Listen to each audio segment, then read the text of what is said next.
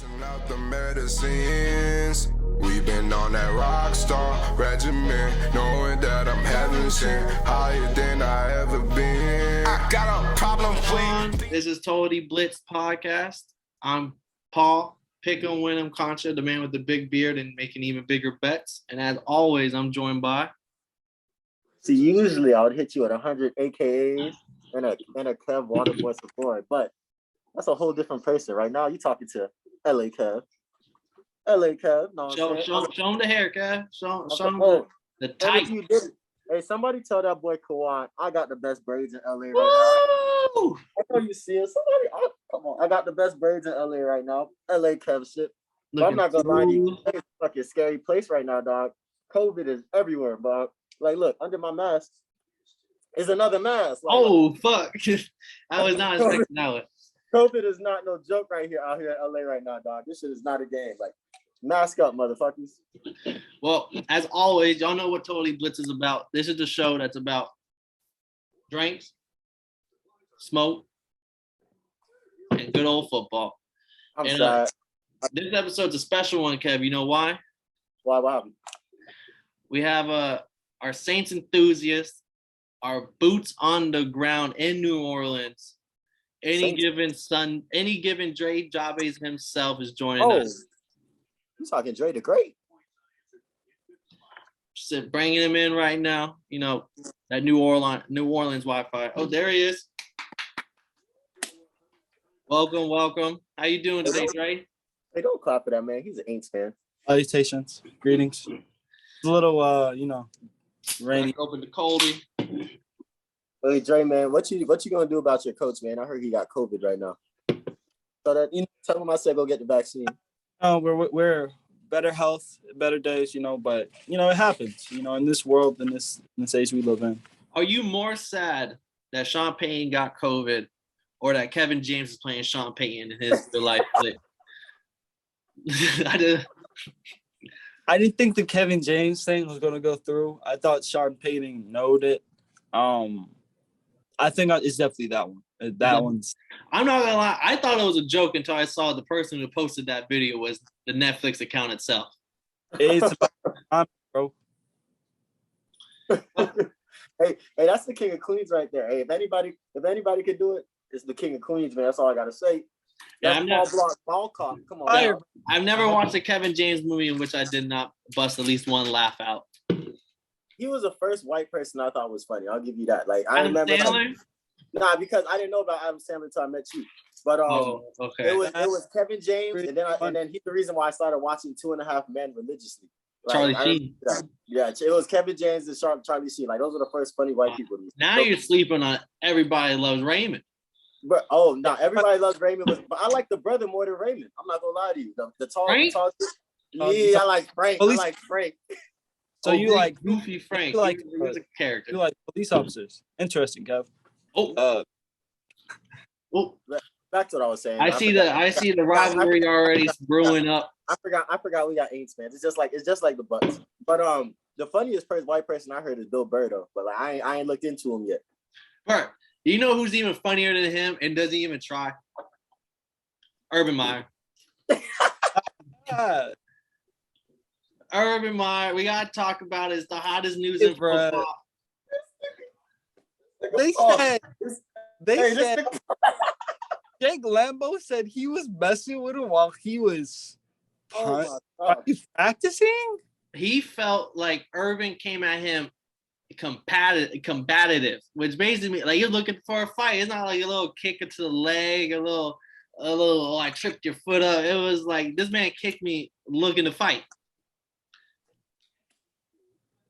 Hey, I look at the story right here, right? Because like it just came out and like it didn't get brought up to the Jaguars like that before. So it's like after this back thing. But I will say this, man. If you look at the excerpt that everybody's been posting, he gave that interview to the Tampa Bay Times. And like me growing up in Tampa, I know one thing: the Tampa Bay Times is very accurate. Like I'm pretty sure my mom still has the Tampa Bay Times from when Obama got elected. Like. Motherfucker, the Tampa Bay Times is accurate and like they're not gonna bullshit you because I'm against the media. They're not gonna bullshit you like that. So like, bro, gave it very accurate, and I feel like what he said actually straight up happened. Like 5 out of 10. He said it was a 5 out of 10. He ain't trying to hurt me, but like, you're not gonna take that in the workplace. I ain't gonna get kicked by my boss, especially if you a bitch. So like, they had to get that boy the boot. And on top of that, it's almost like even if Urban didn't do it, it's almost like the boy who cried wolf. That's the opposite side of it. It's like he's done so many things along the way that you already like don't trust him. You already expect the worst out of him.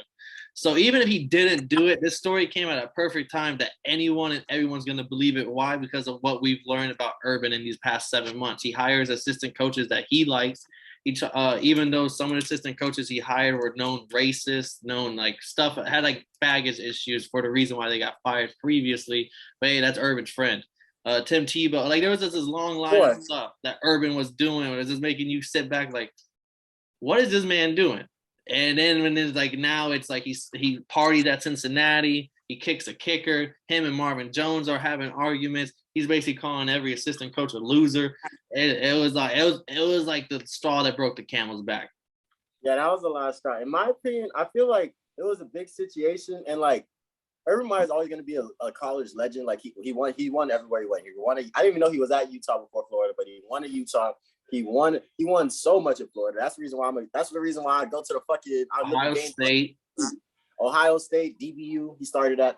So I give it, but this I feel like showed the difference between the professional and the amateur level. It shows that there has to be some things done in the amateur level because you literally just treat yourself like a college coach is a god to a lot of people. Like he can literally end your whole career. You've never, and most football players never had a job before.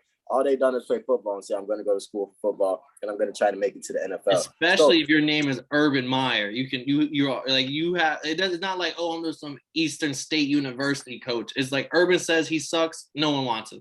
Mm-hmm. So it's real. So Ian Rappaport, I was watching the Pat McAfee show with Ian Rappaport and them boys, and they was talking like Urban Meyer is probably the most charismatic person. Like he came into the league very charismatic. Nice. He came into the league very charismatic. He's a real charismatic person. He looks like the type of white person you would trust. Like, you coming, that's for me, and I don't trust nobody. Like, I definitely don't trust Drake. But Urban Meyer is just like, he has that charismatic, but it's a act, it's a fake. And this really showed, like, because when shit hits the fan, bro wasn't a fan no more. So like, if it just ended with him going 2-11, or like 2-16, or how many games, 2-15, I feel like it wouldn't have been that big a deal, and they parted ways. But I feel like at this point, nobody's gonna give a fuck about the 2-11 because everybody's gonna bring up the chop house. It's gonna be easy to bring up the chop house. Then that's when the kicking stuff gonna bring up, and then the shit with the assistant coaches. So it's just like, are you like come on, man? So like Urban Meyer got the boot. I don't know if he's gonna have a coaching job soon. There's a lot of places that need coaches, and like every 3 years, anytime there was a big coaching job, Urban Meyer was up for it. Like, they were like, damn, anybody talk to Urban Meyer? But I'm more worried about the Jaguars owner. Because, like, he be going through it, man. Like, you got Tom Coughlin, that boy got you right. That boy's all that stuff to the stadium and shit. And then, boom, back to sucking. And it's the same thing. It's locker room issues. It's like you lose the locker room. And, like, I don't know what is up. That's a Jacksonville thing. You lose the locker room first, and then you lose the team. And, like, Tom Coughlin and Urban Meyer, this is another proof. I don't know who their coach was before this, but he obviously wasn't good. But obviously. Yeah, he obviously, and this is coming from somebody from Florida, so he obviously wasn't good. So like, this is just like, I'm more worried about the owner. Like, what's he gonna do? Because that was like him putting a leg. Because like Urban Meyer, because it's not a good idea to hire a college coach. Like if you check the stats, Chip Kelly, Doug Marrone. I think the only college coach that ever ate was Jim Harbaugh. Like in my opinion, Cliff Kingsbury's on like if he continues these next few years with this second season record, he might have a similar thing. I'm more sold on the talent. I'm not sold on Cliff. But with the Urban situation, I think it's like you said, it hurts the Jaguars the most, the owner. I think this hurts Trevor Lawrence the most because I'm not gonna say the Jaguars are a hot place to be, a hot commodity the last offseason or the season before, but like this was a team that had picked up like experienced linebackers who could choose from any team they wanted to go to. They picked up Marvin Jones. They had an all-pro running back in James Robinson on a rookie contract. They picked up the highest rated quarterback since the kid was in 7th grade. He was the best quarterback ever. Like how many quarterbacks have you known that he was number one in middle school, but he was not number one in high school? and damn sure wasn't number one by the time he finished college. That was Trevor Lawrence, number one by middle school, high school, college. So he has a track record of just being the best quarterback for a long time, and he was the highest rated scouted quarterback since like Peyton Manning and Andrew Luck. How many championships does he have? Like 2? I'm not sure. I know in high school he never lost a football game, and in college he only lost like 1 or 2 or something. Like him actually playing, and one was like the LSU game, and but he was. I'm not gonna say it was like everyone wanted to go play with him, but it was like like Marvin Jones was an established wide receiver. He wasn't top 10, but he was a guy that you knew he did his work, and he was good, close to great. And for him to sign with a rookie quarterback, like that should tell you like how like they could have started building something there with just these pieces, and they kind of fumbled that up. Hopefully the next coach is kind of like MBDC and it's all about culture, because that's what they need right now. Yeah, they gotta build it. They gotta establish a coach because they got money in Jacksonville. Like we go to Jacksonville all the time. They got money, so they gotta figure that out. But on to this fucking what's on to the next one though? Because we're talking about Thursday. We're talking about yesterday. We're talking about the Chiefs versus Chargers. OT Kelsey, I believe he took it 69 yards exactly for the touchdown to end it. I think that's where we should start. It's bullshit. My flight. Tell me how my flight. I thought my flight was going straight to LA. Cap. I went from Tampa. I went from Tampa to Memphis. From Memphis to Dallas. But your ass was fucking like. I thought you were Gabe driving the fucking CDL truck across the country. No cap. So like I went from Dallas to so by the time I was in Dallas, I caught the third quarter of the game, and I shit you not, I could tell watching the third quarter because I was in some bar. I could tell watching the third quarter that this game was gonna be lit. And then the fourth, and I was just thinking like, I know my phone's supposed to be in airplane mode, but like, what if I just turn my hotspot on real quick? Like, turn my hotspot on and stream the game. Like, you think they would notice? Like, but I ain't do it. I wanted to, but I ain't do it. I should have, but I ain't do it. I really should have done. Now that I think about it, now that I see what happened, I should have. But let me know, man. Give us the what you feel. How'd you feel about the game, bro? Because this shit was a heater. This is one of those games where the game was so close that you could be nitpicky and choose any way you want to dissect it on like, this is why this team lost or this is why this team won. Because it was such a close game. You could have picked one play, you could have picked a turnover that happened, a certain drives that happened, points left on the board. So there's so many different ways, but the game, it was just close. I'm a nitpick at it is like as a Chargers, I know Staley's like a rookie coach. He's for the players. Hey, we'll go for it on fourth down. We're doing this shit like Madden. But when it works, you're a genius. Or actually, to say a word, when the fourth down conversion works, Herbert is a god. But when it doesn't work, Staley is a doofus. And it's fucked up, but that's the NFL, and that's how it always will be. And so everyone's going to come at Staley. Why are you going for it on those fourth downs instead of kicking field goals? And like one was on the 4-yard line, one was on like the 10-yard line, and one was on like the 28-yard line. So all easy field goals for their kicker. They left 9 points on the board. There was a couple turnovers. The defense made a couple turnovers as well. So that kind of evens itself out. I just always look at it as like what would Bill Belichick do right there? Bill Belichick kicking that damn field goal every fucking time because he knows as time expires, like those 3, 6, 9 points start to add up. Yeah, I will say this. I'm on both sides of that when it comes to that fourth down intentions. I'm going to be talking about the Chiefs fourth down real quick because that fourth down in the red zone was terrible. On the one? Like, they only had one? No, on the one? Like, yeah, okay. That was bad. That was a miscue. That was a misthrow. I gotta go see. I want a Patrick Mahomes press conference, like just to see what happened right there. Because that was just a miscue. Like somebody either wasn't where they were supposed to be or something. Just I don't know what that was. That just wasn't Patrick Mahomes. Like if you told me Zach Wilson did that, I'd be like for sure. You told me Baker Mayfield for sure, but Pat Mahomes not. But I'm okay with Brandon Staley going for those fourth downs because you look at it, they're all promising. One fourth down, bro got a concussion. Bro literally got carted to the hospital. I'm not even trying to be funny, but that was the fourth. That was the first one. I see, like I go both ways, like you said. Like it was a drop. The guy almost died in the process of dropping it. But also, your kick returner just brought you down 75 yards, and then Austin Eckler ran 15 yards, and you're like on the 5 or whatever, and then you throw 4 straight passing plays and 3 drops and all that. It's just like, come on, man, just run a lead. Like, I don't. That was my issue. It wasn't going for a 4. They didn't stay balanced. See, look, I can't say that because I had to watch the highlights. But so he told me they didn't stay too balanced this game. It was more like we're just gonna try to just whatever. The first drive, it was opening drive. Like the kicker came down 75 yards, set him up perfectly. He almost had a touchdown. He was supposed to score, but he slipped because he didn't know how to take it. If he was gonna take it inside and just keep breaking up outside. But you have a blocker. In my eyes, those are possessions. Same when you get an interception or if you get a fumble, those are free points to the board. You didn't expect to get an 80-yard kick return. You didn't expect to get 3 plays and bam, I'm already in field goal position. So it's just like, take the 3 points because that was like a gift. You like don't be greedy. You already got such a good gift on these free 3 points because of the kick return. Don't be greedy to try to force 7 right here. Yeah, it's tough because that's he made the best point. Like, yo, bro, we trying to score. Like, we trying to score. Like, because the Falcons, because I'm a Falcons fan, so like we do that shit all the time where we just go take the field goal and stuff like that. But when you take that field goal, like, I don't know, that fire don't be there that next drive. Like, it don't. You gotta hope that the momentum's still there. Like, the field goals is not momentum killers, but they're just not. They just don't take it to that next drive. Tough. It don't carry over. Yeah, it don't carry over to the next drive like that. They don't feel the extra piece of. So like, I understand as a Falcons fan because we have Young Hoku, so like we know we're gonna get the kick in no matter what.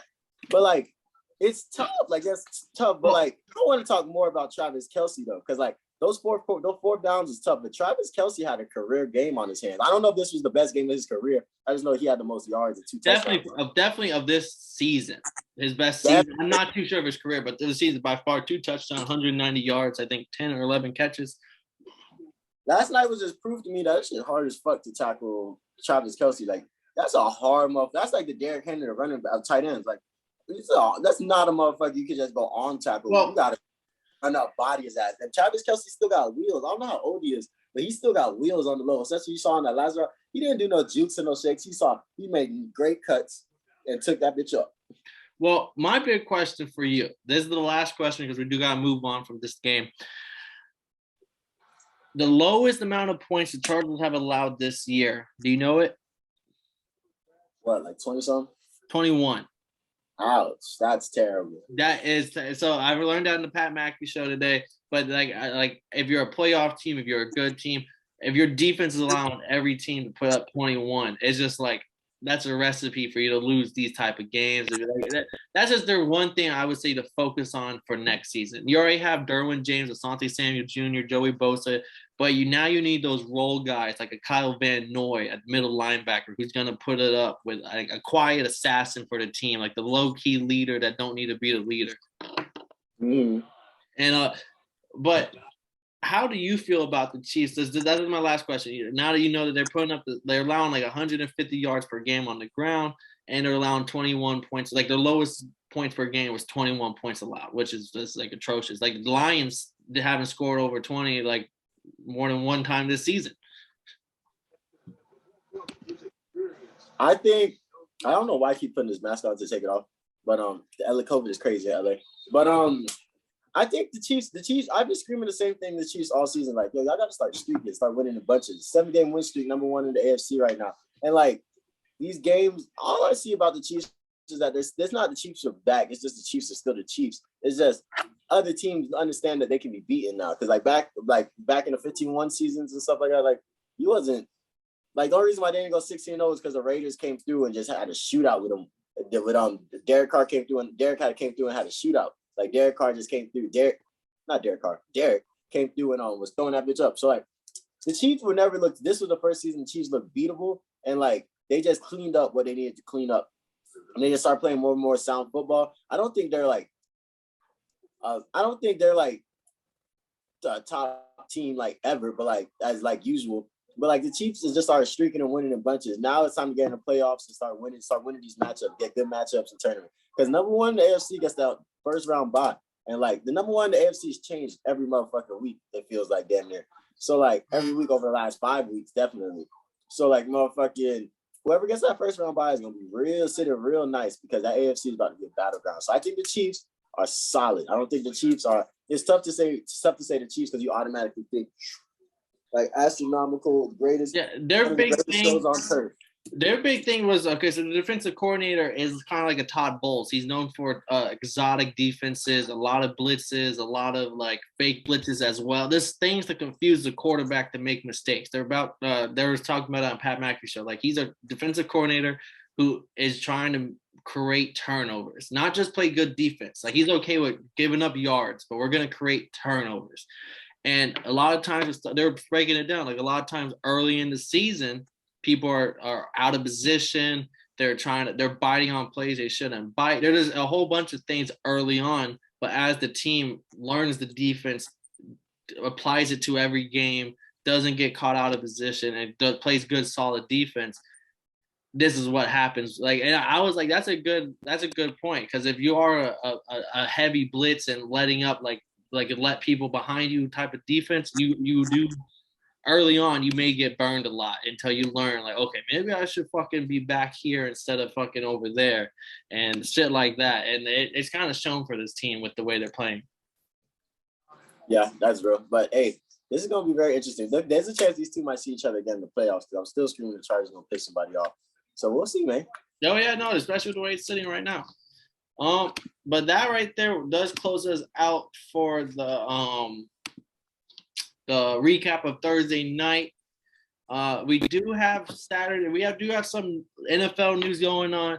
They did just move the Saturday game with the Ravens and the Browns to Monday, I believe. And then the Rams game just got moved to Tuesday, and same with the Washington and Eagles game got moved to Tuesday.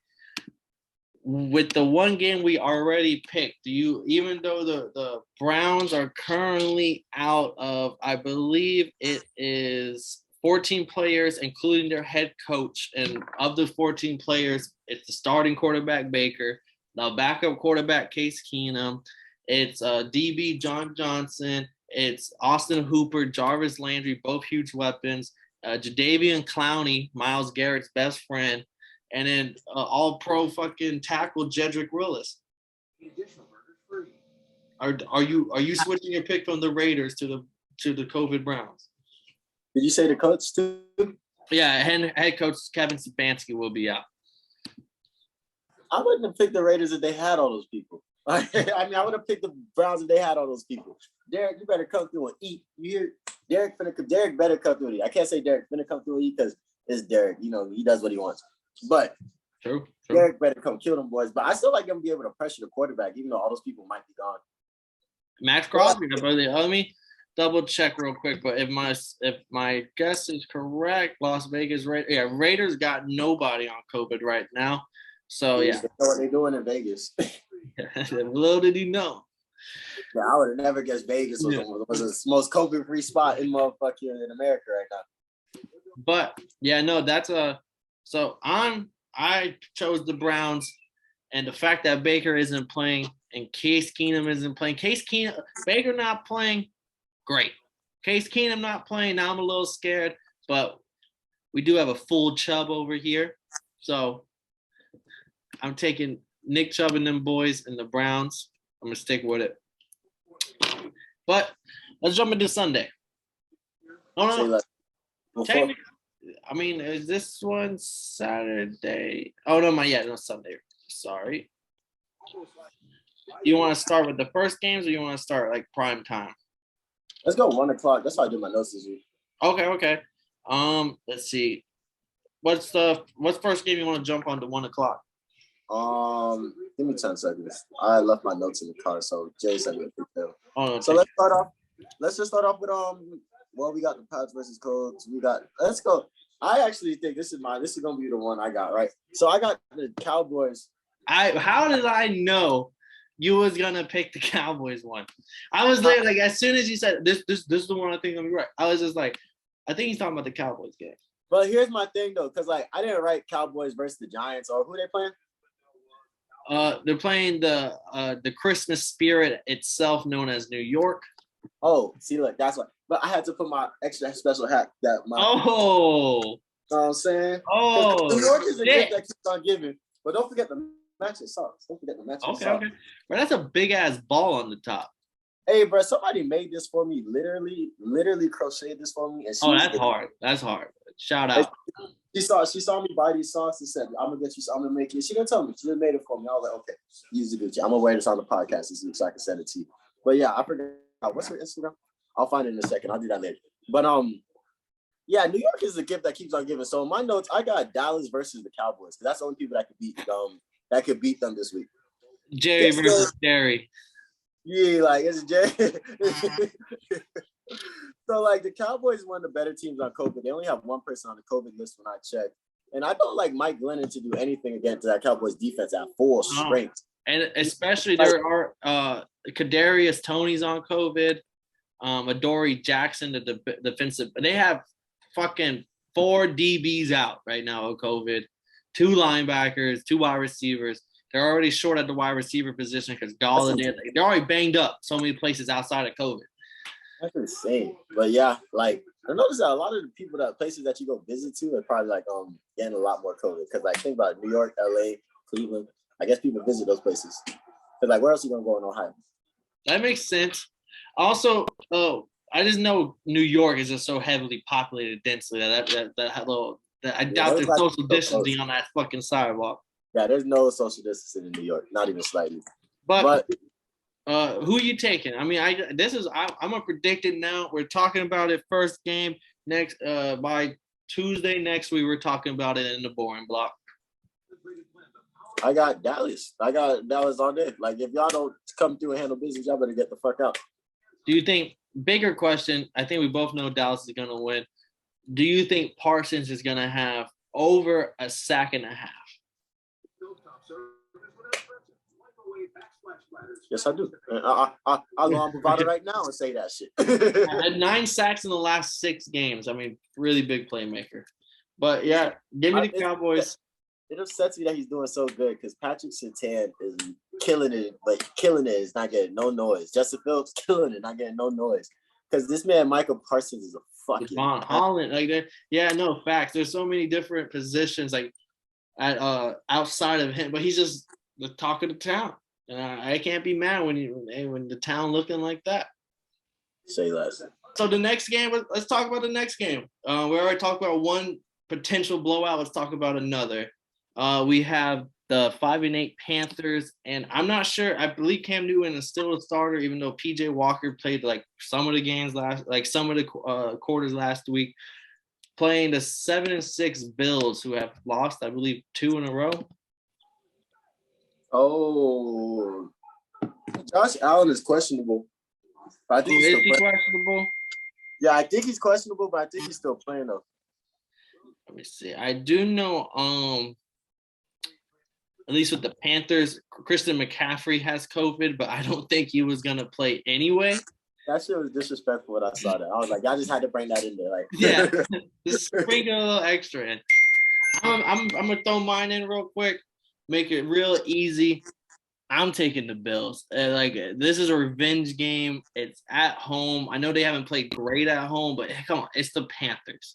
It's Cam Newton and this Panthers without the offensive coordinator. They're just lost. They're just lost right now. That's the best way for me to explain it. They want to play football, but they're just lost. I think the Panthers are a good team. Just they're in my division, so like I don't fuck with them. But the Panthers are a good team. They just missing a lot of pieces in a lot of important places. And it's like Cam Newton. It's like injuries are real. Like we was expecting 2015 Cam Newton. I don't know why. It's been 6 years. And I think Cam Newton's solid. Like he just needs to keep doing what he's doing. They just should not rely. Nobody should really rely on Cam Newton. If you can put Cam Newton as an arsenal, as a weapon X, you straight. You got a great weapon. Like if you went to another team and just became a straight up weapon X, you Gucci. But if Cam Newton is your like leading quarterback like that, and your franchise player, and your number one in your jersey sales, in like 2021. In 2021, it's just like, and I'm a big Cam Newton fan. I think he works crazy hard in the offseason. Like him and Odell, I love watching their YouTube vlogs. Them boys make me work harder. But like, damn, like, sorry, man. I think this defense is about to get slaughtered. Like, slaughters, murder in the first degree, because like the Bills are upset. Like Bills shouldn't be losing like they've been losing.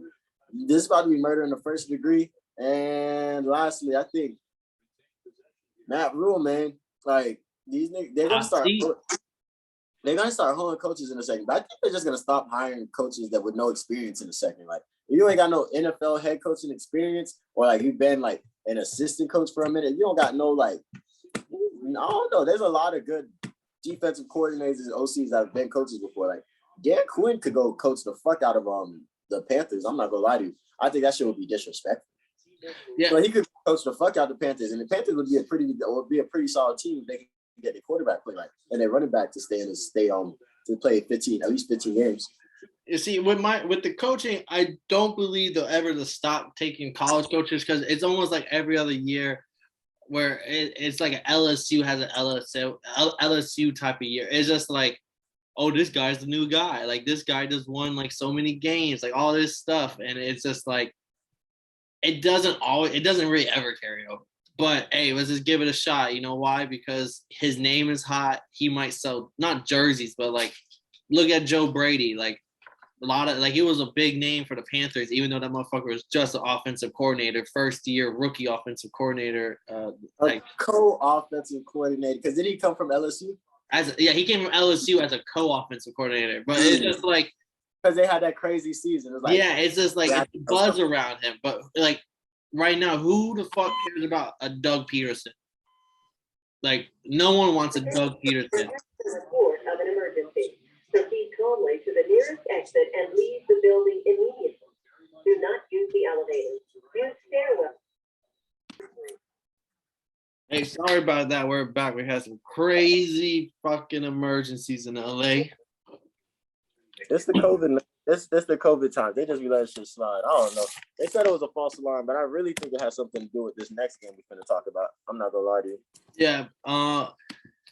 The next game on the list, it's actually a pretty good one, actually. We have the Philadelphia Steelers, who aren't really out anybody. They're out of a defensive end, but he's not even a starter. Not that big of a deal. Versus the Tennessee Titans, who are the same thing. They're out of two players who is not that big of a deal. But what's up, Kev? How you feeling?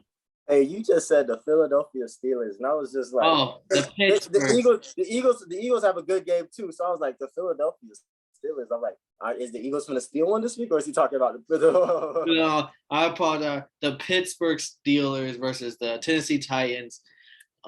Same situation. Both don't really have that much of COVID issues. I'm rocking with the Steelers, even though I want the Titans to win for the Dolphins. I just think the Titans just looked bad last week against the Jaguars. And even though, they beat them because it was the Jaguars with Urban Meyer as the coach. Trevor Lawrence throws 4 interceptions. James Robinson has 4 touches. Like, yeah, you beat that team. But Tannehill didn't even throw 200 yards against a weak Jacksonville defense. There wasn't even a 100-yard runner. Like, there was nothing to be happy about. Y'all just won.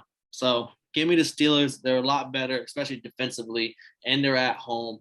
Mike Tomlin is going to be above 500. Tennessee is going to make it wide open. From what I said, the Colts are going to be the second best team in the AFC. They're going to win this division. They're going to win out, whereas the Titans I don't see doing shit for the rest of the year. Hey, man, I look at it like this, man. Mother trucking, they're not just playing the Pittsburgh Steelers. They're playing the Pittsburgh Steelers at Heinz Field. And I'm a big, like, I don't have the only place I want to go watch, the only team I really want to watch in person all the time is the Falcons. But I love to see the Falcons play at Heinz Field. Like, that shit is loud. You can see that shit. Like, even when you play Madden, you look at that, it's like, damn, them boys is loud. So, like, I don't like the Steelers losing at Heinz Field. And for those exact reasons, though, because that offense is hurt. They need A.J. Brown. They've been dealing with injuries all year. They don't have the running game back. Like, they went like 30 carries for 134 yards, just 3-point-something yard per carry last week. Like, I have a Titans shirt that I got for my birthday. Julio, you know I'm rocking with Julio, but now offense is looking like they're not really doing nothing. I'm a big Vrabel fan. I know Vrabel's gonna get them right. They're probably due for an L. And after this one, I think this is when they tighten the offense all the way back up, because Ryan Tannehill is a very efficient quarterback. I don't think he has like all the amazing skills that all these new quarterbacks do. But he's efficient. He can get the job done every time. He can get out the. I like when he gets out the pocket because he looks like he's running for his life. I love seeing shit like that. But I just don't like the Titans this week. I think this L is gonna be good for them, and if they take an L right here, this will get them their momentum right for the the playoffs, so that way they can get them a dub real quick. Because hey man, somebody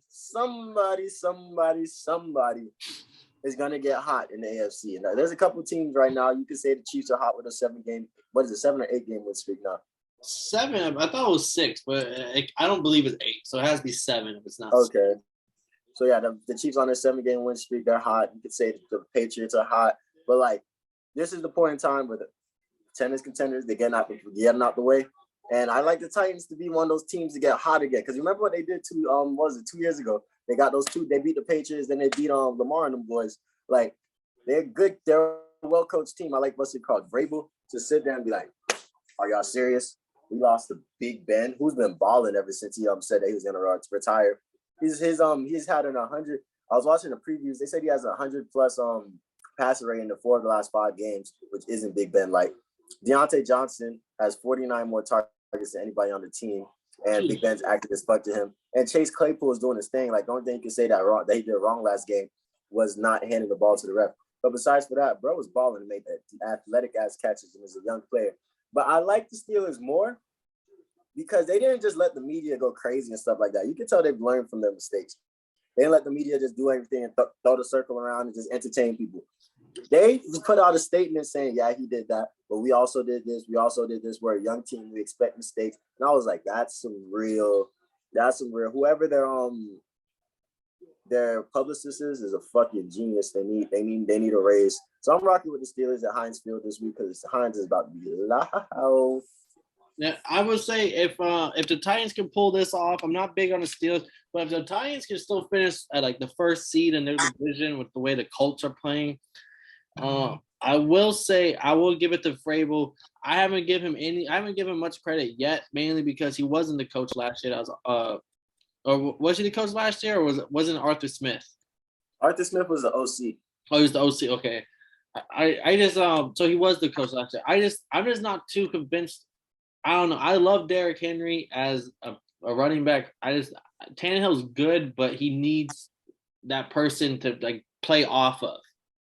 Hey, it's cool. Motherfucker, we're talking about the Bengals Titans right now, and literally they just came up on ESPN ticket.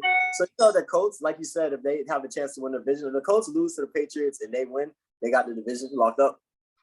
Makes they are playing for something, but hey, give me the 50% chance to win too, and the over under is 43.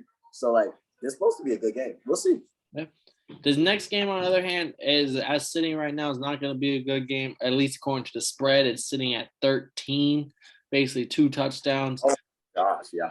We have the Cardinals going into Detroit. It is no DeAndre Hopkins for the rest of the year, and also he may not play the playoffs. And if he does, it may be later in the playoffs because he is getting surgery on his MCL, I believe. And you see what T.O. did? That boy T.O. came back. He said, if you need me, I'll be back for the Super Bowl. Came back. And like I be having to make that face when I talk to T.O. because T.O. the coldest. Hey, but no, this is gonna be a good game. This is gonna be a good game for Kyler Murray to get off. I feel like it's gonna be because they don't have D-Hop, they don't have Nuke. So it's gonna be, and I don't think they're a big next man up team. Like they don't allow that to stop them. Oh no, yeah, their wide receivers are on the slot. You still have AJ Green, Christian Kirk, rookie Rondell Moore. They got the talent. Zach Ertz at tight end. Like motherfucking, so they still gonna ball. And you still got Kyler Murray to get off on those legs. But I want to see Amani versus AJ Green. I want to see those matchups. I also want to see if the Lions. Yeah, I just want to see Amani versus AJ Green. But are they still a top 3 team if they're not 100% healthy? Because that was a big deal. Because on the power rankings this week with Dan Zeus, that bitch said they put the Rams like way low and like they just bust the Cardinals. And like, how does that work? Even though the Dan Zeus has to bring in a whole bunch of little different variables and factors. And if And is that team's gonna be in that same position next week? He has to think that far ahead and stuff like that. But it's just like, I don't know, man. Every team's looking like they could get beat right now, dog. And the Cardinals might be a little too high. Cardinals are good. I would personally, I don't know. If they are in the 3, they are the number 3, without a doubt to me. Like the Packers. The Packers are number 1. Why? Like, to me, it's not just that they beat the Cardinals. They beat the Cardinals without Devontae Adams. So it's like, okay, we're sitting here talking about, are the Cardinals still like a top 3 team without D-Hop? Well, fucking the Packers did it without their number 1 guy, and their number 2 guy is a huge drop off compared to their number 2 guy. So it's just like, that's what I think. The Packers are still. I think that this may be their year. You've been saying it since the jump. I gave away that hat that I got for them. I gave that shit away because I know I was my number 2 sitting right there, and this is mainly just you got to go with the tried and tested. Is the Bucks? They're the defending champs. You can't like. They're still the reign. They're just like Aaron Rodgers. That's his MVP to lose because he's the reigning MVP. It's like, who's the reigning champs of the world in NFL right now? It's still the Bucks. Their team's the same. And the way they've been playing these past few weeks and going, like, they just beat the Bills. I'm not too I mean, that game was kind of wishy-washy, 2 different halves, 2 different stories, but it's just like, I'm going with them before I go with the Cardinals, just because when it comes to playoff times, who on the Cardinals is truly tested. That's real. I'm not a big fan of the title defending champ because, like, what are you defending? Like, that's not what you did last year isn't gonna help you get W's this year. But you are the last person to win it, so that's what defending champ means. But like, you're not really defending. You can't go back to back unless you're a defending champ. That's facts. Like, so that's exactly what. But I'm not a big fan of that being the reason why a team's winning, because like they won championship last year. And I'm not saying that's why they're winning. I'm saying like, one team was tried and tested, and one team hasn't really been tried and tested yet. What have I seen Kyler Murray and AJ Green or even D-Hop in the playoffs? Yeah, if the Bills didn't if they didn't beat the Bills, I would argue with you, but like they did. So like, but I'm in their division, so like I know what their schedule is. So like I know that they're not playing the same teams that the Packers and the Chiefs and Chargers are playing. Yeah, but at the same time, like the Rams, some people want to put the Rams top 3, and I was one of them. But it's like the Rams have they've only barely, they just got their second win against the Cardinals above 500. The Rams bust the Bucks. But that's what I'm saying. Like, everyone's beatable. But if I was to pick a team who's the top 2, I have to give it to the Bucks because their team's just the same. If they had completely different lineups, I would be like, that doesn't matter. But it's just like, hey, bro, you can only build upon what you already built upon. There's no like relearning. If it wasn't for all the other teams losing as much as it is, like the Chargers and the Chiefs and all that, I think the Chiefs are the number 2 above them. But that's just my opinion because the Chiefs have been streaking like. I think the Chiefs are 3, and that's why if the Cardinals do make 3, it's like, to me they're number 3, and it's like you barely beat the Chiefs out at that 3 spot. Yeah, I put the Bucks like 5. Like I put if I were to make one, it would be the Packers. It would be the Chiefs. It would probably be the Cardinals at full strength. And then that 4th spot, this is a toss-up because I should put the Bucks there, but there are a lot of good AFC teams. And I know that I just know their schedule. Like I look at the schedule, I'm like, that's just not. Like I know for a fact because the Falcons are 6 and 7 and they've only beaten less than 500 teams. And we still got 2 500 teams to play. And like these are the same teams the Bucks play. No, that's true. With the next game on schedule, let's see. Do we have any more 1:00 games? Oh yeah, right here we have.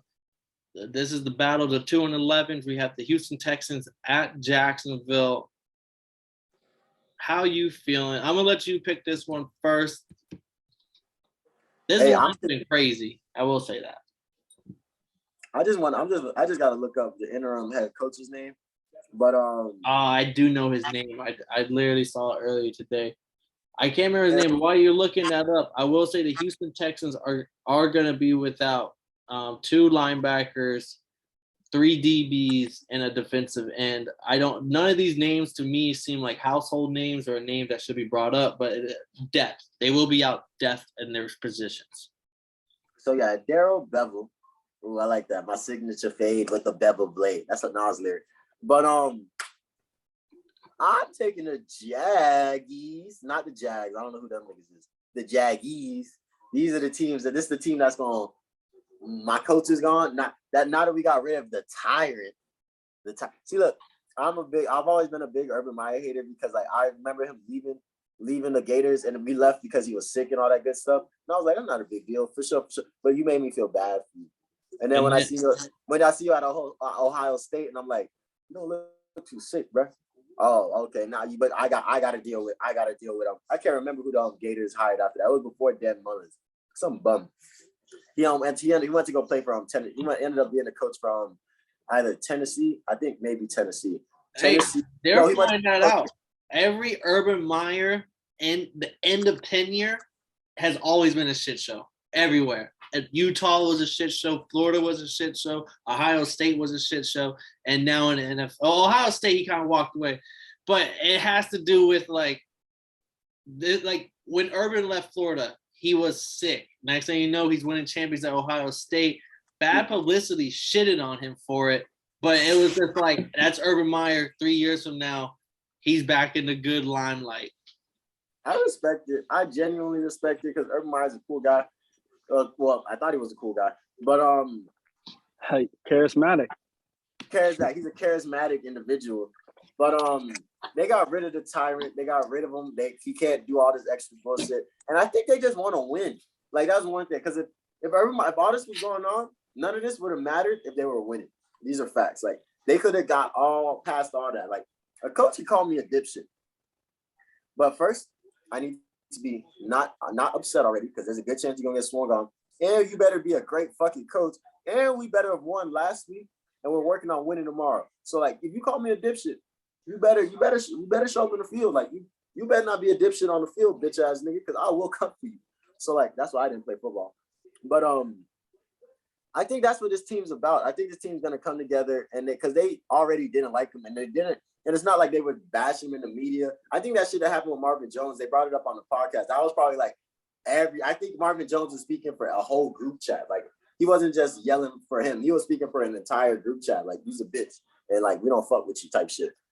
So like, I think this team's gonna come together because that's how they won last time. Because they didn't like Tom Coughlin, and the Jags went and had their best seasons with Jalen Ramsey and all that because they didn't like Tom Coughlin, so they didn't want to be they didn't want to be the reason why they was losing because they just wasn't fucking with the shit he was doing. So they played 10 times harder. So I think that's what they're about to do. And there's a chance that they won't. And I'm just talking because I seen the Raiders do it earlier in the season. But the Texans defense is a problem low-key in the second half of the season. You tell me. Well, before I jump on that, do you have anything to say, Dre? It's a battle of dumpster fires, but yeah, Urban Meyer. Meyer jokes. I think that it's interesting because you got fired on your day off. That's crazy. You gotta really suck at your job to get fired when you're at home like chilling. When you're at home, dude. I'd rather get fired. Like, I've had to go drive up to work and they tell me, don't clock in, I need to talk to you. And they tell me, That's like, bitch, you could have told me this at the house. I'd be high right now. Hey, the facts.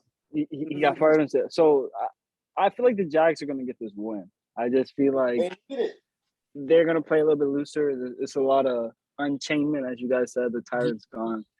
Do you know what this game is called? To sports bettors? What's up? I'll put you on. When you know there's a situation like so when a head coach leaves, there's only two responses from the team. One, we really like that guy, so we're not going to win this game to prove to you how big of a deal he was to our team. Like, our team just got worse because we fuck with this guy. The other one is a fuck you game. We did not like playing for this guy. He was holding us back.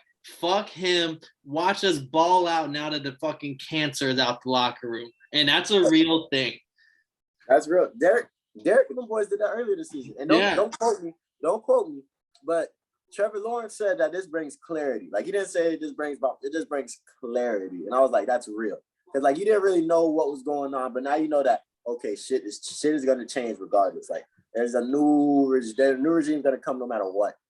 If Urban was still part of the team, the Jags are losing this game 100%. The Texans, week one, the Texans played the Jaguars in Houston. They were the underdog. I was like Tyrod. I was telling people that, bro, Tyrod's fucking proven veteran, whereas Trevor Lawrence, rookie player.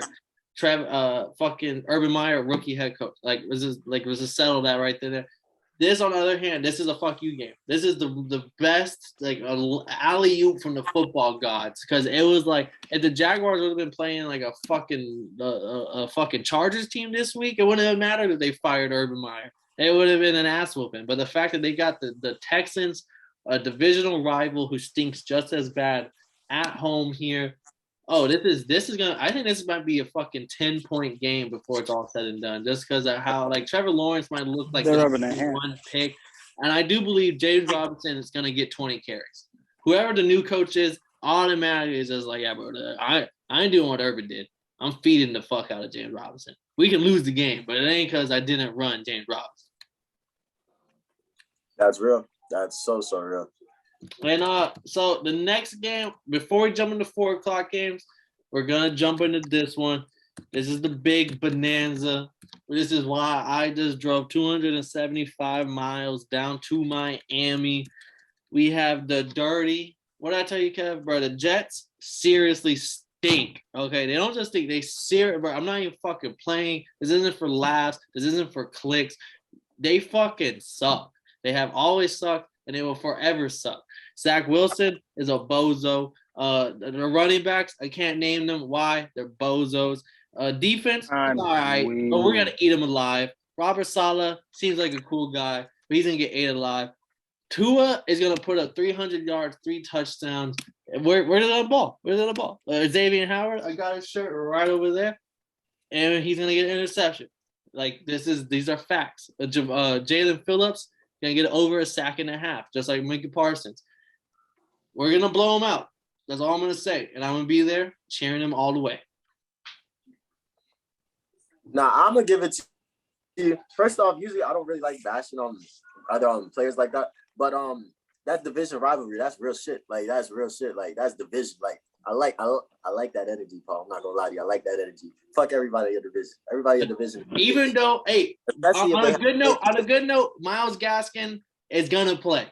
He's going to play. Javon Holland might play. Not too sure about that one yet. Jalen Waddle might play. Not too sure about that one yet. I know they're both on the COVID, but I do know Gaskin's going to at least play. Was at least another weapon in our offense.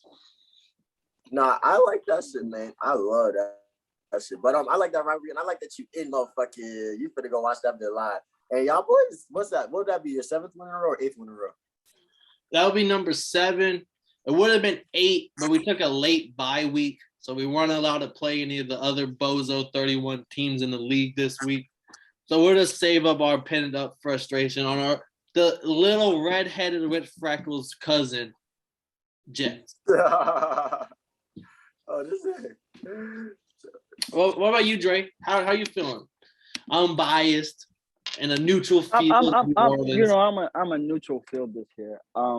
You did say that Jalen Waddle was going to be out potentially, but I feel like, is he an X factor? I mean, that connection is really like that Tua Waddle connection is something serious. So Gesicki might be out. Does that affect the offense any? Like, how do you feel about that? Yes, it does. It does.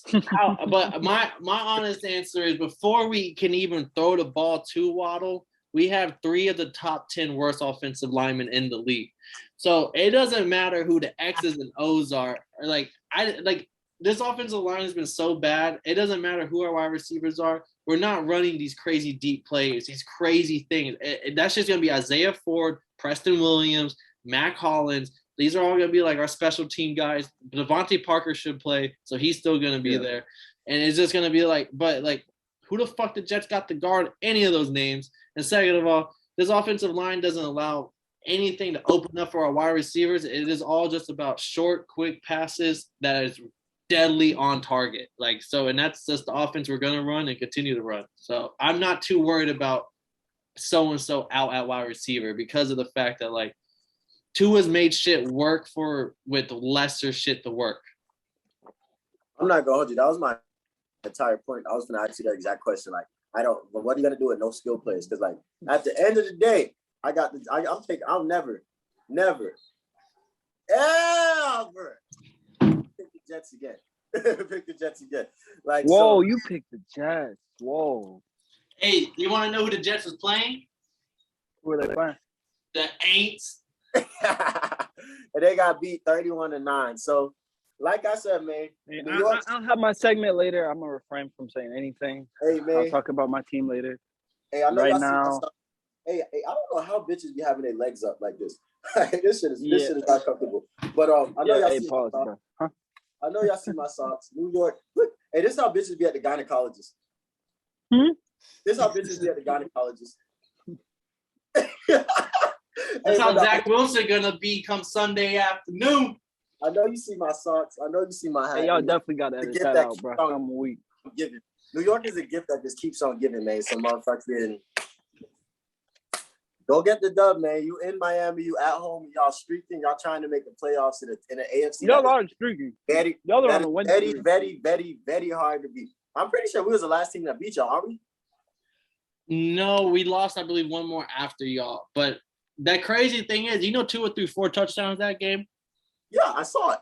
I know you saw it, but the media acts like this motherfucker cannot throw any touchdowns. But like, you threw 4. Like they didn't talk about that game. You be watching the wrong media. You know who I watch to talk about Tua from now on? That's the only person. Dan Orlovsky is the only man who I will respect his opinion when it comes to Tua. There's a few others, but Dan Orlovsky. I'm only listening to Peyton Manning. I was on Peyton Manning because I be watching Tua's film and I'm just be saying like a lot of quarterbacks can't do this shit. Like his accuracy and his timing with his certain receivers is deadly. But like Peyton Manning broke it down too crazy. Like I remember there was like a 3rd and 18 or maybe it was for a touchdown. And there's a defender right here. This is the pass to Waddle over the middle. Yeah, Tua only has one choice. Put that bitch right motherfucking here. And he did. Like, I was like, how could you even aim for that? No, in fact, we're spending too much time. It's the Jets. Let's keep it moving, guys. But I do have a good game for you. We got the Battle of the Big B's. Big B. We got the Bronco Bounty Gate game. Ooh, Bronco Gate. You said I took bed notes on this game. You took big notes? Bronco Gate? I took great notes. Bronco County Gate? I will say Cincinnati. I'm looking forward to this game. Cincinnati got defensive back Chidobe Awuzie. I probably butchered the fuck out of his name, but he's out with the COVID. Clay Johnson, the linebacker's out, and same with their tackle Riley Reef. Whereas the Denver Broncos, like them motherfuckers know how to stay healthy up there. There must be that air quality is so thin COVID can't last. Who y'all going with? Oh, bro, you know who I got. Oh shit. I didn't make a pick. That's crazy. I made a pick on all my notes except this one. This is how lit a game this was to me. So I got Burrow and the boys. That's all. I'm only calling them Joey B or Burrow and the boys because Jamar Chase, T. Higgins. Hey, who they tight end is? I know he's the truth. He got a good year. I want to say he's the truth. He's just had a pretty good year so far. It's CJ Uzomah, but their third wide receiver Tyler Boyd is nasty. Like for him to be a number 3 is dirty. He should be a number 1 somewhere. And then you got Joe Mixon, who is the run game. Like I can't stress that enough. It is the run game. So like even though he didn't have too great a game last game, he still had 52 yards against a good 49ers defense. But this team been balling. T. Higgins had 100 yards in 3 games in a row. Jamar Chase had 2 touchdowns last week. 300 from my dog Joe Beasy. No picks, none, not one, none. So yeah, I've been taking it to heart with people. I don't know why I like that kid so much. I didn't even like LSU like that. But motherfucking, I'm taking the Bengals on this. But here's my thing. The Bengals got to figure out how to contain those fucking backs back there, like, because ain't nobody doing that shit. Javonte Williams. You're talking about the Ford Bronco known as Javonte Williams and Melvin Gordon? I'm telling you, OJ couldn't even keep up with them niggas on the fucking highway. What? OJ would have said, hey, I got to get out of here, kid. I can't do this. Nah. Those backs is the truth. These last couple of weeks, there's nothing any team's been able to do against them. So I think this game comes down to but the Bengals have a decent run game, so I don't think you can stop it. But I think you can hold them to like a little bit less than 120 between the two if you do really, really good. But the Bengals pass defense ain't really like that. So like it's up to Teddy B. Like Teddy B, can you keep this game close? Can you keep this game within? Can you manage the game? Can you? If not, Joe Beasy and what's they have like the most non-identifiable coach in history. Like every time I see him, Zach Taylor. Yeah, he's just a regular. He's just like Cliff Kingsbury. He's just he had a good year in college, and all of a sudden he was supposed to be the prodigal son. He just looked like a regular person on the field. Like I couldn't tell that. I can't tell when they drive a strolling by that's the coach. Like Robert Sullivan, you could tell the whole time he doing this, angry, watching the game like this. Yeah, head coaches usually. And then he calls his plays just like that's where he don't even say words. He probably just mouths some bitches and maybe that's why it's Jet be tripping because that's where he calls his plays just like this. Like most coaches cover up their mouth and shit. Like, hey, like if you see Sean McVay and the moments he gonna cover it up. Hey, tell Odell, go for the fade and tell Odell to be patient. Oh, that's true. The classic Sean Payton. Robert Sala, he goes slips. Pete Carroll be. He do. Pete Carroll be like this. Zach Taylor just be on the field. He just be chilling. Like I swear he just be in street clothes. Damn, you can't even tell that's Bengals gear. No, Pete Carroll always have his hands on his knees, bro. I'm gonna ride against you, Kev. Give me the Broncos County for fucking injected in my veins. I may have picked these motherfuckers 15 weeks in a row. I have no idea, but it feels like it. Almost every week I'm on this side. They're the home favorite. It's not even a home dog. I'm not gonna lie to you. I was on the Bengals. I thought about it, and I thought Joey B is a better quarterback than Teddy B. The battle of the B's, but with the way the Bengals O-line played last week, allowing 5 sacks, I think the Broncos can kind of do the same and even better. Their DBs are better than the 49ers. Like I want to see them. I can see Joey B throwing an interception to Patrick Surtain this game, especially with a bum finger still. But I just like their run game. I like Teddy B to play a smart game. This is a game where everything in my body's telling me to pick the Bengals, and it's like the Bengals are the better team. How come they're underdogs? That makes no sense. This is free money, and that's how almost every average Joe is looking at it. Like, oh, the Bengals are way better than the Broncos. That's free money. And then all of a sudden, come Sunday afternoon, the Broncos win by like fucking 7, and it's just like, damn, I just lost $100. So I'm not gonna fall for that trap. Give me the Broncos, even though everything in my body's telling me, hey, bro, the Bengals are the better team here. Something's going to happen. NFL got their way. Give me the Broncos. I respect it, man. I got Joe Beasy and the boys, man. Let's see what they got going on. But this next game, I got to trade. I already know what you're going with. I got to trade for this next game. They're going to need my help this week. Hey, yeah, bro, you got the I'm filling up the San Francisco. You got the feisty Falcons sitting at 6 and 7, right there in the hunt. There, hey, if you beat this 7-6 team, the 49ers, where are they sitting? In the playoffs. You would have the tiebreaker with the team, the same record. Y'all might even be in the fucking playoffs coming in this week if y'all win. How you feeling, Kev? Hey, I'm gonna go help because they gonna need it. Like this is a big game, and we're not good at winning big games, but. 49ers played really good last week. They had a really good run game. And like I just think they're kind of hyped up right now. And a lot of people don't give the Falcons credit because they only beat 500 teams. But like a lot of besides for like maybe 3 or 4 games, or like we kind of keep up with a lot of these boys. Like we do 2 pick sixes against the Bucks. That's why we got blown out the first time. That's true. We kept a real close first halftime with the second with the Bucks. So I think a lot of these teams they kind of sleep because on paper it doesn't look good and defense can do stuff. But we get stops at times. You're not supposed to get stops. People don't get expected to get stops, so we pick up on that. We get our field goals. We're going to score all our field goals. We're not leaving nothing on the board. And Jimmy G's going to have a decent game. I like him to go for 290, maybe 310, 315. But we got to get this dub, man. If y'all want to go to the playoffs, y'all got to get this fucking dub. Like, you can't even – y'all know the schemes. You know what you got to do. Cordell Patterson, get that boy the ball. Let's run this motherfucker against this fucking – let's get this O-line to push forward, even though this rush defense is nasty. They held Joe Mixon to 52. But let's make Cordell Patterson the key.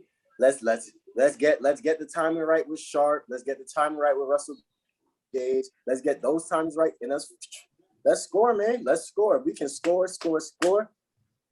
Let's do this. We put up a 30 burger. We got this. But like, hey, I got some statistics for you, Kev. Just What's throw up? them out. It's just numbers. There's numbers. What's up? I ain't make them up. You have the 49ers. If they beat the Falcons, they jump to 88% of making playoffs. If they lose the Falcons, they sit at 43% of playoffs. Whereas the Falcons, if y'all win, y'all have a 25% chance to make playoffs. But if y'all lose this game, y'all move down to 1% to make the playoffs, it says. I'm gonna put it at 1 because anything less than 100 is 0. But This is a big game. Like you're stressing it, but just the statistic is backing you up when it comes to this game. I'm upset because like I didn't even know any of that, and I knew for a fact this was a big game. But like now that you say that, fuck. If y'all lose, our next two games are against the Lions and the Aints. So motherfucker, if the Falcons lose, they have a 1% chance of making the playoffs for the rest of the season. Because then we need a lot of people to start losing the shit. I don't play those. Yeah, games, the ball's out of your hand, and now you're hoping for other teams to fuck themselves up. Yeah, like you're gonna be like the Eagles that 1 year. I think the Eagles last year when they was complaining that not the Eagles, who was it? The Giants last year when they was complaining that Jalen Hurts wasn't playing. And it was like I thought you were gonna talk about how the Bills made the playoffs because the Bengals beat some other team, and then they donated like $30,000 to the Bengals. Yeah, thank you for the Bills fans are they're terrible for dickheads, that. bro. They gave up. Really They gave like 18,000 a blind charity for blind people for charity. Because the Bucks were cheating with them fucking Reds. But I ain't say it. And Lamar Jackson too. I said it. They pay Lamar Jackson charity too. Hey, the Bills mafia is so respectful. Bro, they are disrespectfully. Like, give me the 49ers to crush the Falcons playoffs hope. Dead. I like it. I like I don't it. think 49ers. And like, here's the thing about this season, right? I don't know if we call them playoff hopes, because if we did make the playoffs, that would be nice. But like, we've had a very accomplished season, and let's get better next season. So like, even if we don't make the playoffs, like, I had to say that for dramatic effect. But my big thing is I want the Falcons to win. I have no beef according to them, and I have Caldwell Patterson on my team. So I hope the Falcons win. But just me personally, I think Nick Bosa and the 49ers being the 9th best pass rushing team and your offensive line being in the 26th pass block win rate. And it's just it's like, how is Caldwell Patterson going to get set up for anything? And he's kind of like the heart, soul, and passion of this team. But Dre, you have any thoughts on this game? Oh yeah. I'd love to chime in on my fellow NFC South, compadre. Jimmy Garoppolo, Jimmy G, big potty, the 4th best QBR since week 8. Jay did some homework. Hold on. Oh, that's any given DreJabes. Hold on. Yeah, Great. On any so it's given. like, if we're being honest, we're looking at the NFC South right now. You have, Scam Newton. You have us over here. You have, out of all the teams that have defined who we are, or who they are, rather, in our division. No. In our division, it's like, I'm not really going to, I'm going to save my piece about the Saints.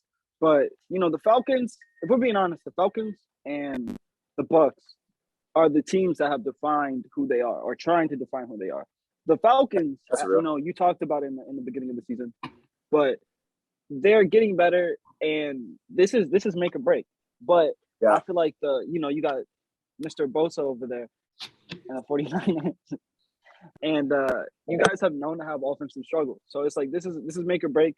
Maybe Matty Ice will ice it, but 25 to 1% still is insane. But hey, I'm gonna go with the 49ers here. If there's any team for Matty Ice to ice, there's only 3 teams he has averaged over 300 passing yards per game against in his total career, and this being one of them. The other 2, the Titans and the Bengals. That's good.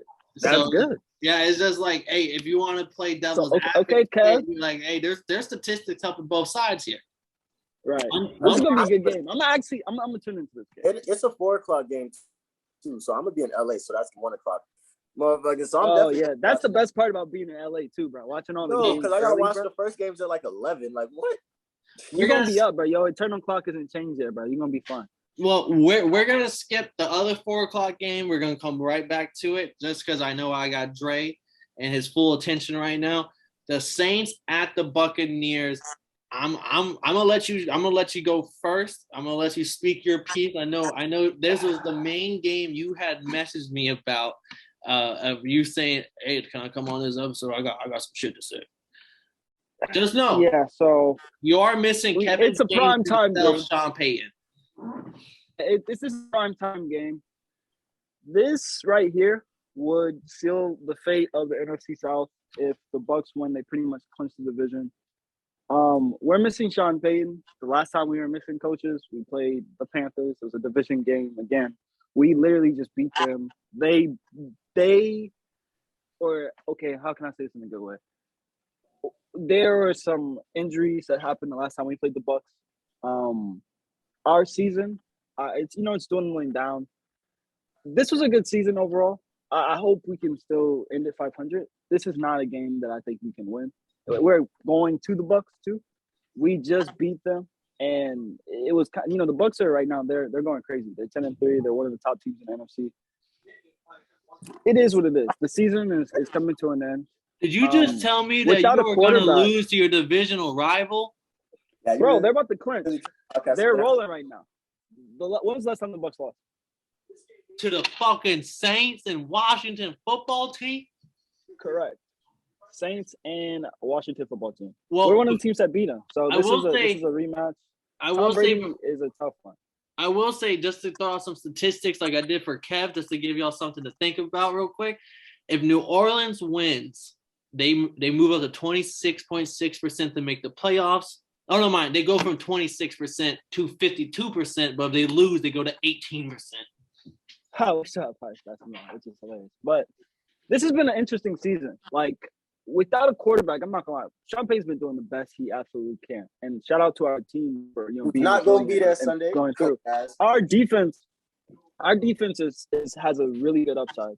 I feel like this season right now has been a test because this is the real first season without, the man in action, our main guy who is that general, So to say, we're riding 500 right now.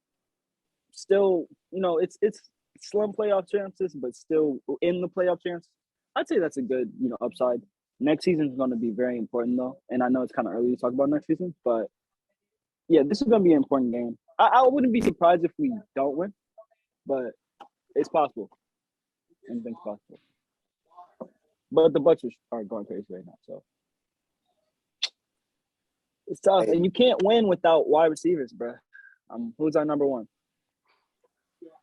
The bench. The bench is our number one receiver right now because our slant man is, doing his thing. Hey man, that nigga not coming back. I'm not gonna lie to you. But I hope he does it. Honestly, I'd rather have okay. So if we're talking about offense, when we were good, we threw the ball deep a lot. When we started doing slants, bro, it like the West Coast is not cool, bro. We need a quarter. Like Jameis wants to air it out, and I have a feeling we should let him. But slant man is not like we can get something from slant man, bro. You need to go somewhere else. Personally, I respect it. I don't because I don't like either of the teams. But Paul, you got anything to say on this? Because I'm straight. What I'm gonna say is the spread's sitting at 11 points, and I mean, I'm just gonna say it here, Dre. You're acting as if this Saints team beating the Bucs earlier this year was some type of fluke year, and the Bucs owned the Saints. Oh no, it wasn't. It wasn't. If you looked at last year, the Bucs were on right after like week 7. We beat them both times. Yes, after week 7, they started fucking beating the shit out of the Packers, beating the fuck out of. They started doing their little run. Come week 13, they pull up on the Saints, and the Saints just beat the shit out of them. I'm not saying that the Saints have this fucking easy recipe to beat the Bucs, but I do think that this game, particularly for the Saints, is like if we lose fucking it's make or break. If we lose 14 games this season, at least 2 of them we're gonna beat the Bucs. I'm not saying it's gonna work. We want to beat the Bucs. We really do. But that's like a mentality that I see Sean Payton having. He don't like Bruce Arians. He don't like these Bucs team. He don't like Tom Brady. I just Y'all think, remember the first thing I said at the beginning of the season, bro? The one game that I wanted to win. and y'all And they won it. hurt. We won it, but we also our main quarterback got hurt in a way that was very like I'm left a bad not taste in my sold mouth, on I'm not gonna lie. Taysom. I think the Bucks will I'm win, not either. but I just think 11 points for a team that hasn't really beat the Saints team in over now. That's another thing I was it's gonna say. technically 2 years now since the last time they beat them. 2 years ago they beat them. Like I just think 11. You know what this is season has been divisional. too? This should be at most 7 points on the spread. But the Bucks win, but I don't think they're winning by fucking 11 points, 12 points. I think this is going to be a close divisional game. 7 points at the end of it. We've been winning for the okay, so ever since Drew Brees came in here and you know Sean Payton came in here, the reputation of the New Orleans Saints has changed completely, drastically. We're not a team that like, you know, people are in the stands with paper bags over their head, or oh man, like we have a winning record overall in the last 5-10 years, you know. So it's like some of the teams that we have beat, this has been revenge years for them. Like one of the stats I remember, the game we lost to Carolina, right? This year, that was the first time they won in like 3 years.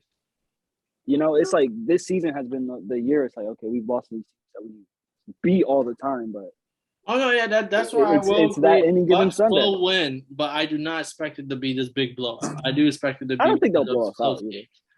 And then to close us out for the week, this is a 4:00 game. We skipped it over to jump to the Bucks game, but the last game on our slate, 4:25, the last kickoff at 4:00. You have the Green Bay Packers rolling into Baltimore. I know Lamar Jackson is still limited. That's a good one. It's still limited when it comes to his ankle. I'm not too sure if he's going to play or if it's going to be Huntley.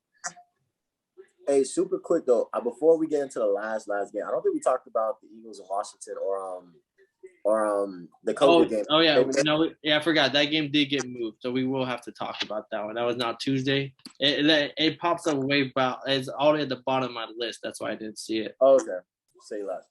But this game is literally what it's gonna be. The Packers are streaking right now. The Packers are red fucking hot. There's no way in hell that a healthy Ravens team that's been playing the way they've been playing is gonna beat them boys. Like I root for Ravens every week, but like this isn't a week. Like this team, the Packers. The only way the Packers can lose this game is if they come in and they just play slow. They play lethargic, and their defense gives up big plays. If they don't do that and they just play sound football, it's not gonna be no blowout. It's not gonna be no 38-13, but it's gonna be 24-18, 24-16 type game. Like Aaron Rodgers is gonna do what he has to do, which he's done every motherfucking week. And I'm not gonna hold you. That's my MVP. Yeah. And without any Marlon Humphrey, Baker had a good day against that defense. Aaron Rodgers is a fucking mile ahead of Baker, Devontae Adams. Like this is just gonna be one of those games where I think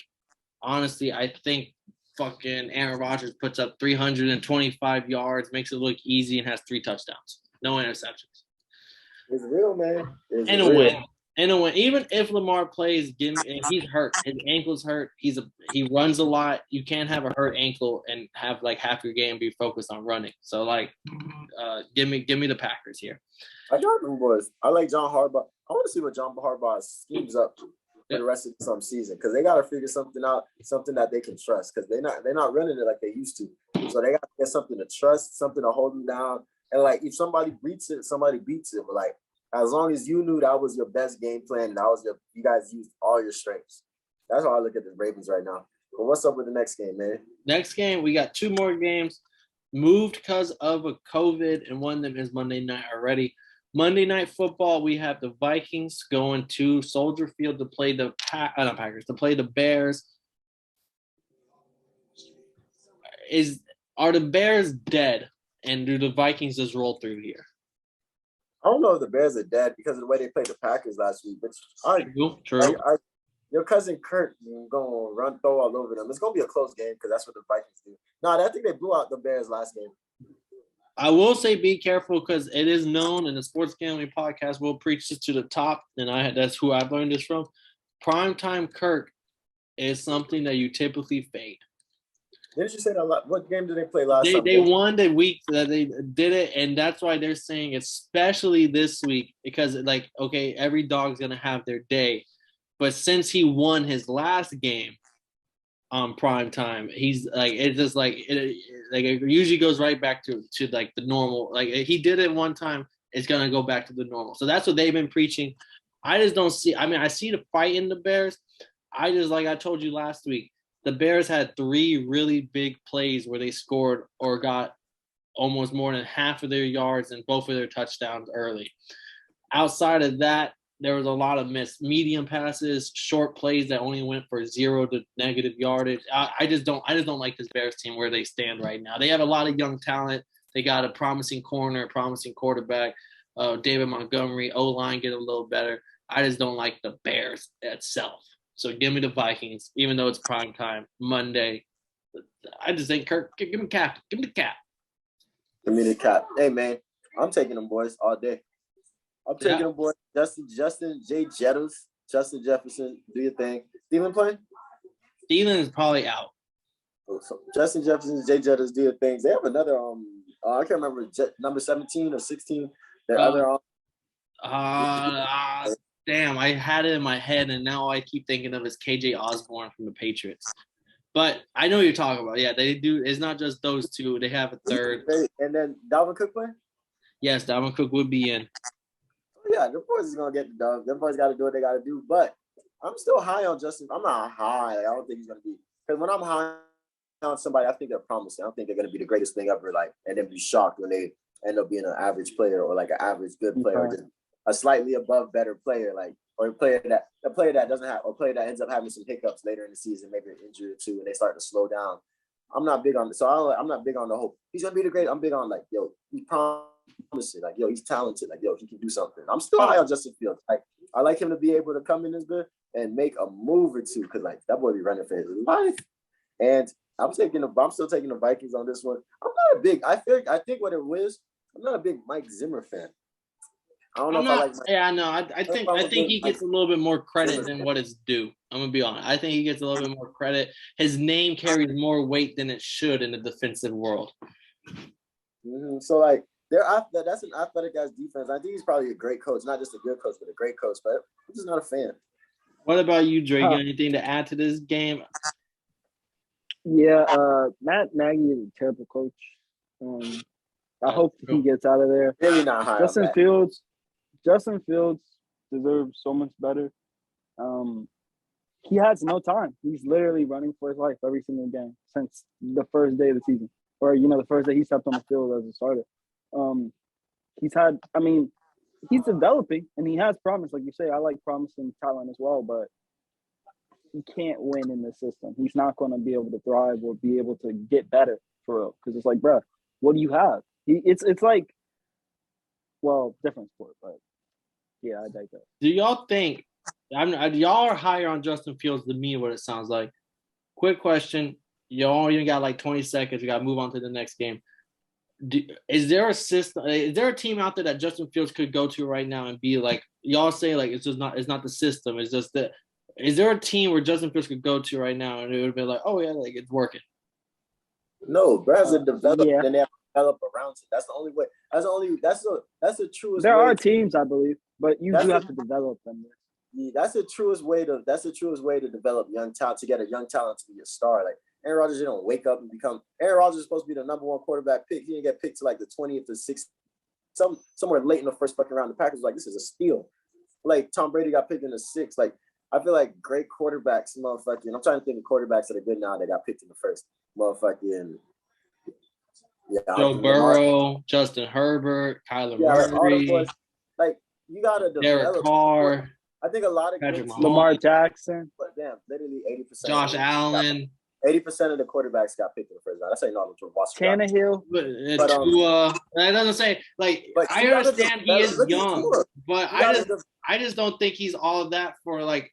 Yeah, I don't think the system around him is working well. I just don't think he himself is like this big, not game changer, but like he was a first round quarterback. I just don't put him on like anywhere near like the top 8 quarterbacks that got drafted, like in the last 7 years, first rounders.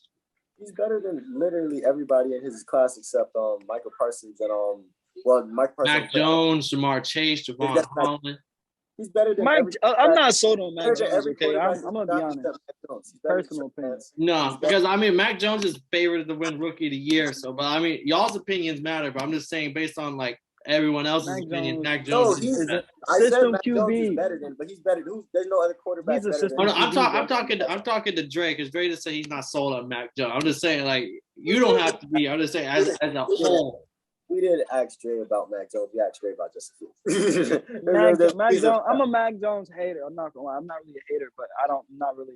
I mean, we bust their ass earlier this season. You feel me? But Mac Jones is. That was when it was 2-4. Nigga, you better calm down with that shit. Yeah, y'all bust their ass on like some 3 interceptions. We bust their ass. One was like a crazy. We bust their ass, bro. We bust. That's what I'm saying, bro. Our defense. No props. You just gave your team no props. Was it not New England though? Your team just gave your team no. What's your playoff hopes?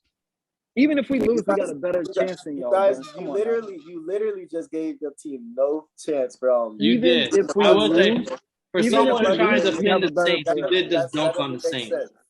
How do you shit on us? Bro, look, it's chess, not checkers. First of all, we have to understand. You're not playing either. You playing dominoes. Damn. Well, bro, what's y'all playoff hopes? Y'all have like. Enough of y'all's fucking 20% playoff chances right here. What's our chances of winning the last game? We have 50 if we win. That's all I'm saying. Just remember that. We have to talk about an actual divisional game that actually matters when it comes to playoff pictures. Okay.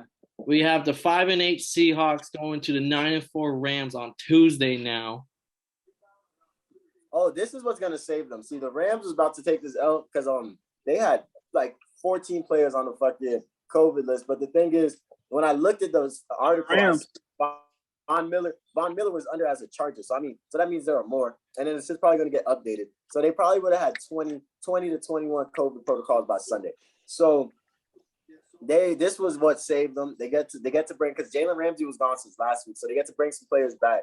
And like, this is going to be the reason why they beat the Seahawks. But if they played Sunday, I had the Seahawks. I'm not going to lie to you. Russell Wilson back. I won't give him he's the back yet. I will say he's definitely, the last game was by far his best game back. My biggest thing is like, where's DK? Like Tyler Lockett's doing his thing, but I think what makes this team super scary is the fact of like we have 2 wide receivers that could both go off for 100 yards. You can't guard either one. And one of them's a fraud, but one of them is getting guarded these past 1, 2, 3 weeks is one thing, but I think it's been 4 or 5 weeks in a row he hasn't really shown up.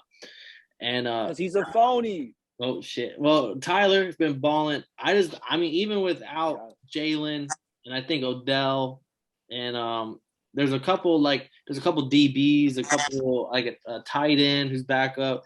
Darrell Henderson has COVID. They just beat Kyler Murray to D-Hop Cardinals. And now they're at home. I just don't know. I just don't see the Seahawks. They've beaten lesser teams these past 2 weeks. I just can't see them taking a huge step up to beat the Rams. So give me the Rams here, especially if they get all their players back. But even if they didn't, I was still probably gonna pick the Rams. I would have liked the Rams to bust, and I would have put a shot on it. The Seahawks to bust their ass, and I would put a shot on it just because that's the way division play works. But their team's gonna be perfectly fine. So I got the Rams. Oh, and also Tyler Lockett was also part of the COVID list. Literally, they had 2 best players. They had Tyler Lockett, and then who was the other person? They had 2 people on the list. Oh, the Seahawks? Yeah. It was Tyler Lockett. I got it right here. Tyler Lockett and the running back Alex Collins.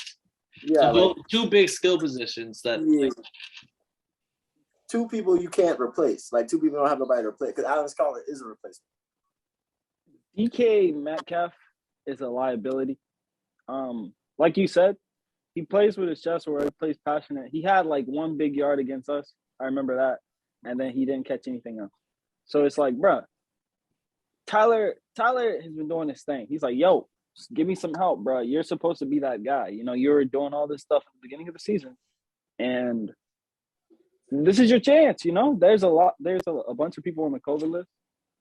But we'll see what goes on. But more than anything, I don't see them winning. Russell Wilson is back, but this might be LA's year. I mean, they went to the Super Bowl once before. No. We're getting to that time, you know what I mean? It's a divisional game. But I'll just point out right here, DK Metcalf has one game over 100 yards, and it's back in week 3. It was I think September. Fraud. Yeah, it's a phony. He's a phony. Sorry. It is what it is. And so I'm guessing all 3 of us are here on the Rams. Most definitely. Correct. Yeah, Rams got that. And there is still one more game. It is the other Tuesday game, Washington at Eagles. This is gonna be a good game. This is gonna be a really good game. Because I thought Hey, let's go, Captain Kirk. Washington had like 20 fucking people on the COVID list. So like motherfucker, including Taylor Heineke, so that's 21. Yeah, I thought that was funny that he got added to the COVID list after he's already injured or probably not going to play. So it was just like, hey, just in case, kick you while you're down. Yeah. So motherfucker, that shit is hurtful. But like they had a lot of motherfuckers, and that's a lot of people. 20 people. I don't even know 20 people that had COVID altogether. So like this man, that would have been tough. But like the fact that the team is gonna be back together, and so it's gonna be a close division game. And the winner is gonna be the winner's gonna run the division. Like that ass. The winner's gonna be not run the division, but they're gonna take the second spot in the division. Yeah, I'm about to say it's by far. It's definitely the Cowboys division, but yeah, no, I saw you. If the football team can play solid, I think they can got it. But I'm gonna go with the Eagles. I like them boys to run all over the place and just pick up a quick win. Hurts his game time decision again because of his ankle sprain. Just like Lamar, he's a running quarterback. His ankle isn't going. I don't think they're gonna let him go. So I am personally gonna pick this game as if it is Gardner Minshew playing as quarterback. And I'm gonna pick it as if Tyler Heineke is not playing, and neither is the backup quarterback because he has COVID. So they just got some homeboy off the street to play quarterback for him. Nick Mullins. Nick Knowles is not bad. I think he was. Is that him or the Browns? Is that the Eagles or the Browns? The Browns picked up Josh Johnson, so it has to be Washington. Nick Mullins was not bad. He was like, I want to say he was like 12-10 or 14-12 as the 49ers. And if you look at like the last 5 quarterbacks, he's the only one above 500. So it's just like, hey, they didn't want him because I guess he sucked. But hey, he was the only reason. Like he was the only quarterback that brought y'all above 500 in the past like 5 quarterbacks y'all had or some shit. So wow, he isn't just some like bum practice squad. He's a vet. He's played. He knows offenses. He's been in systems. I think he's gonna look decent. But with all that being said, even with Gardner, hey, bro, Minshew Mania don't fuck around. I never bet against a man with a handlebar mustache rocking the mullet. So give me the fucking Eagles at home in Lincoln Stadium. And like you said, Kev, when the Eagles win here, Washington and Ron Riverboat Rivera and their whole playoff hopes are probably gonna be dead. It's gonna be interesting. But if they do win, then them boys going to the tournament. Yeah, give me the team, bro. Give me Washington. I do respect it. Give me the football team because I'm gonna take them. It's just one of these teams 21 on the COVID list. That's too much. Yeah, they got defensive tackle, first rounder Jonathan Allen, backup quarterback Kyle Allen, offensive tackle Cornelius Lucas, wide receiver Cam Sims, who burnt the fuck out of Tavon Diggs last week. What's my Kendall name, bro? Fuller is out. Montez Sweat is out. Like, bro, I just named 7 starters. I think the thing that they have going for them is that you can't game plan against that. Like you don't know what's going on. The Eagles can only just be in there like, oh yo, Gardner, we're gonna do this, and if it doesn't work, we're fucked. So like, yeah, it's up to matchups. Like it's up to the play. It's style. matchups and defense, bro. It's all gonna be defense. It's definitely both of these teams have backups. And I think this is a game where the answer is gonna be the game's gonna be figured out before the fourth quarter. Yeah, no, I could see that. This game, I could see getting ugly either way. I can almost see both of these games. I could see Washington winning, and it's like fucking 17-3 in the third quarter. And then vice versa, I can see Washington. And if I see the Eagles winning, I think I see them winning like 24-10 by third quarter, and like game's already out of reach. Fuck the Dirty Birds. The second pair of Dirty Birds. Oh no, these are the These are the grimy Eagles. There's only one dirty bird. You know who the dirty birds is. We don't like birds over here. That's all I'm saying. Any football team ain't got a bird. They can. Oh, you're not fly even a little bit. Huh? I can tell you're not fly even a little bit. Old Scam Newton looking ass nigga. You said you got a 1% playoff chance? Huh?